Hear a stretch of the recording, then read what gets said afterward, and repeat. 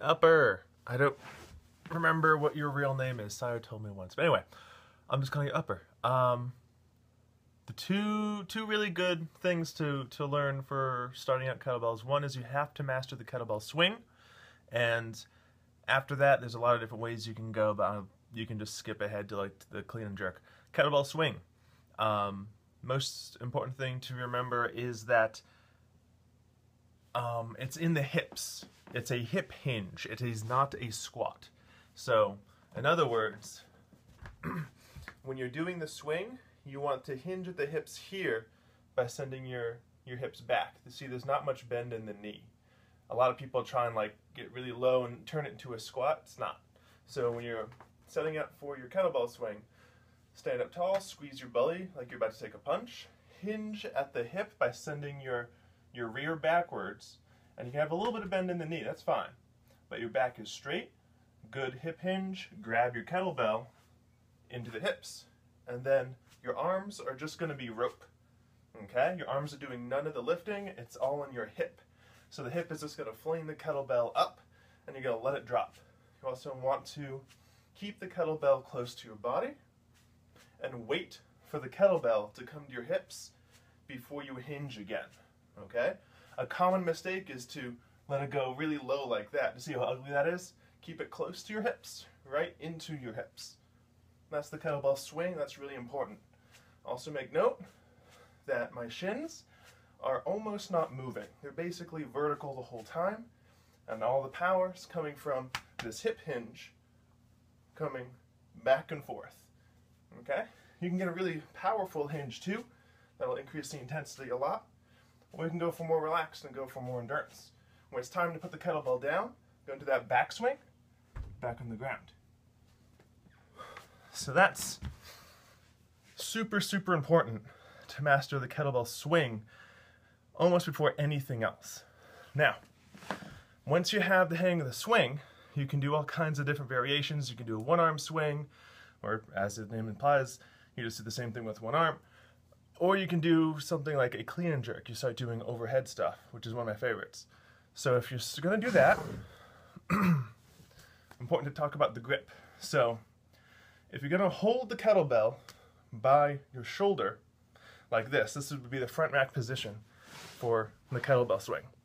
Now, when it's in your hand, I want you to hold it so it's by your thumb and it goes deep into your grip, into like the corner of your palm. Now, if you do that, your wrist is going to stay very straight. You see that? My wrist is under no pressure. All the way to the kettlebell is more just on the forearm. Now, if you do something like this, where you hold it closer to your fingers, then the kettlebell is going to want to pull your wrist down. Do you see that? Especially if you get heavy, this can cause wrist problems. So you're going to get deep into that grip. Also notice that I'm grabbing it right by, if you can see, the corner of the kettlebell. See that? I'm grabbing the corner right here that my thumb is closest to. Grab by that corner, and when it goes around, I can get in this nice, comfy little grip here. I don't even have to hold it. I can just let it sit. When it's here, you're going to bring it nice and close to your body. So this part of your arm just hugs your body nice and close. Your knuckles are going to be right underneath your chin, and my elbow is going to be just a little bit out that way. And it creates this nice little pocket for the kettlebell to just sit. Okay? Now, from here you can do a kettlebell press. Now, a strict kettlebell press is a great shoulder exercise. It's going to start in this position. Your thumb is going to be pointing right towards your neck, and it's going to keep pointing backwards the entire time. So you're here, you squeeze your belly like you're about to take a punch, always be tight in the belly. And then you just go whoop, straight up.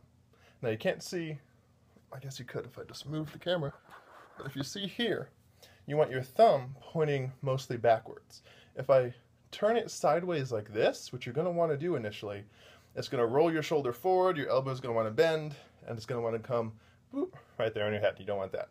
But if you point your thumb backwards, then it's going to actually rotate your shoulder. Shoulder's going to turn back, and it's just going to sit in your skeletal structure. Super nice. Okay? So you're coming back, So you can have it here, do those strict presses, bring it right back down. 5 sets of 5 is a good place to start with almost any exercise, strength exercise. And if you want to make it more difficult without adding weight, you can do what's called a tempo. So for a tempo, what you would do is you'd actually start in the top position. So you'd start up here, and then you take 5 seconds to go down. 5, 4, 3, 2, 1. Hold the bottom position for 2 seconds. 1, 2, and then as fast as you can up. So 5, 4, 3, 2, 1. Hold it for 2 seconds. 1, 2. Bring it straight back up. That would be a strict press. If we're gonna do a clean and jerk, it's going to be adding a few more skills. So if we grab the kettlebell by the corner that I showed you before, you can do a one-arm swing. So it's like a kettlebell swing that we just did. The kettlebell swing had 2 arms. We're just going to grab it with one hand. We're going to grab it by the corner, do one swing, and see how close it stays to my body, and it ends right here in the same position. So we can do a swing, keep it nice and close. If you look at me from the side, I'm going to do a few reps. Notice how close it is to my body, and it's just lightly going into that position. There is no kind of flip going on where it's really violent like that. No.